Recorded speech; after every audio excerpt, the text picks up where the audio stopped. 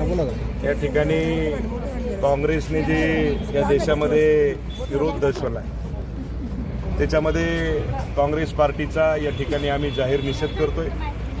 33% आरक्षण महिलांना भेटलं पाहिजे। म्हणजे खऱ्या अर्थानं तुम्हाला सांगतो की महिलाचा अपमान करण्याचं काम या ठिकाणी या काँग्रेसने केलेलं आहे। म्हणून मी एवढंच आपल्याला सांगेल की माझा राजा छत्रपती शिवाजी महाराज जर असते तर मला वाटते की अशा विरोधकाचे मुंडके कापून त्यांना संपवण्याचं काम माझ्या राजाने छत्रपती शिवाजी महाराजांनी केलं असतं। आणि आज सुद्धा तीच वेळ या ठिकाणी आलेली।